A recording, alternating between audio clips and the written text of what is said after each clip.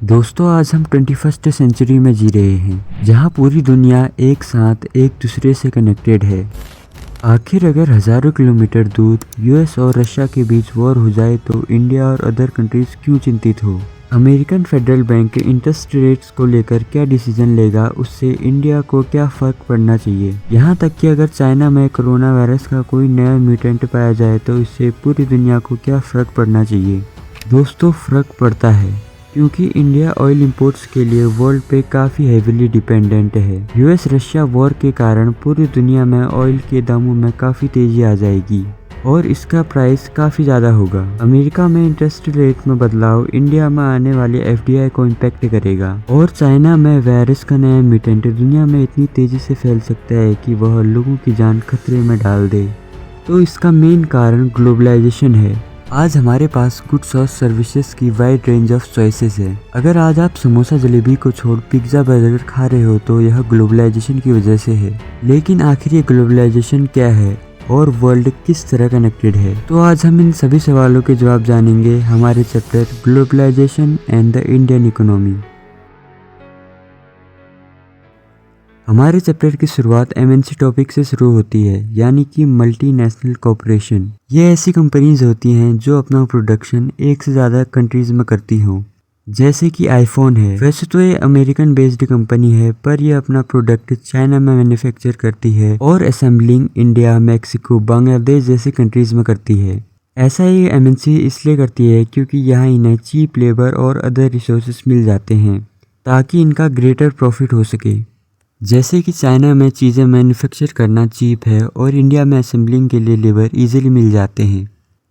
लेकिन MNC production unit को setup करने के लिए कुछ इंपॉर्टेंट फैक्टर्स को देखती है। पहला है चीप लेबर, यानी उस कंट्री में लेबर कितना ज़्यादा सस्ता है। दूसरा है क्लोजनेस टू मार्केट, यानी मेन प्रोडक्शन साइट से मार्केट कितना दूर है। और तीसरा है कि उस कंट्री में गवर्नमेंट द्वारा एमएनसी को फेवरेबल पॉलिसीज दी जा रही हैं या नहीं। तो इन सब फैक्टर्स को देखकर एमएनसी अपने प्रोडक्शन यूनिट को स्टैब्लिश करती है। जब कोई एमएनसी एसिड जैसे बिल्डिंग, लैंड, मशीन्स और इक्विपमेंट बाय करती है ताकि इससे फ्यूचर में ग्रेटर प्रॉफिट हो सके, तो इसको हम फॉरेन इन्वेस्टमेंट कहते हैं।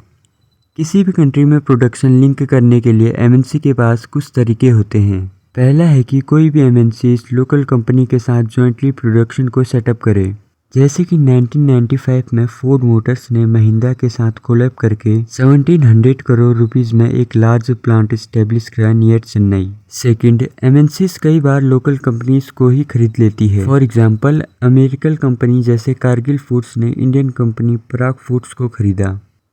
तीसरा है कि एमएनसी किसी कंट्री में लोकल प्रोड्यूसर से प्रोडक्ट को बाय करे।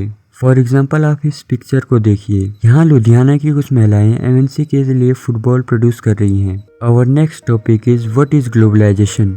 सो globalisation is a process of rapid integration और इंटरकनेक्शन बिटवीन कंट्रीज, यानी कि इससे यह पता चलता है कि किस तरह पूरी दुनिया एक दूसरे से कनेक्टेड है। और इसको आप उस समोसे वाले एग्जाम्पल से भी समझ सकते हैं, यानी कि अगर आप समोसा जलेबी को छोड़ पिज्ज़ा बर्गर खा रहे हैं तो यह ग्लोबलाइजेशन की वजह से है।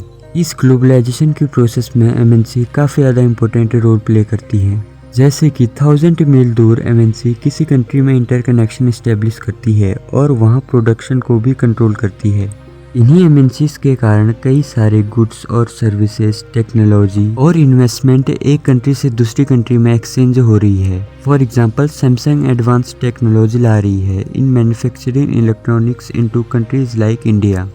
एमएनसीज के कारण ही किसी भी कंट्री में पूरी दुनिया से प्रोडक्ट अवेलेबल हैं। जैसे कि फोर्ड मोटर्स और इंडियन कंपनी लाइक महिंद्रा और होंडा के कोऑपरेशन के कारण आज हम वर्ल्ड वाइड में अवेलेबल कोई भी कार खरीद सकते हैं। और एमएनसीज फॉरेन इन्वेस्टमेंट में भी काफ़ी ज़्यादा इंपॉर्टेंट रोल प्ले करती हैं। लेकिन अब ये सवाल आता है कि ये सारी कंट्रीज किस तरह लिंक्ड हैं।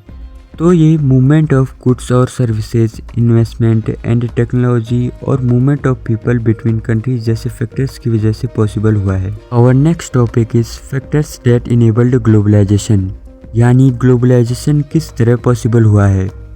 पहला फैक्टर है टेक्नोलॉजी। इसके कारण गुड्स आज फास्टर डिलीवर होते हैं across long distances at low cost. For example transportation sector में टेक्नोलॉजी आने के कारण अब बड़े बड़े कंटेनर्स यूज होते हैं गुड्स ट्रांसपोर्ट करने के लिए, जिसकी वजह से कॉस्ट कम हो गई है और एक्सपोर्ट करने में काफ़ी तेज़ी आ गई है। सेकंड फैक्टर है liberalisation of foreign trade and foreign investment policy.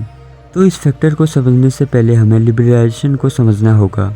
So removing of barriers और restriction set by government is called liberalisation.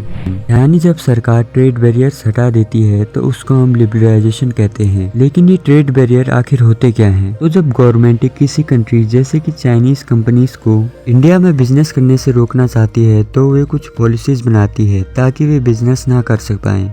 For example China के इंपोर्ट पे इंडिया टैक्स लगा सकती है, जिससे उनके प्रोडक्ट का दाम बढ़ जाएगा और उसे कोई नहीं खरीदेगा। यही ट्रेड बैरियर है और जब हम इनको हटा देते हैं तो उसको हम लिबरलाइजेशन कहते हैं।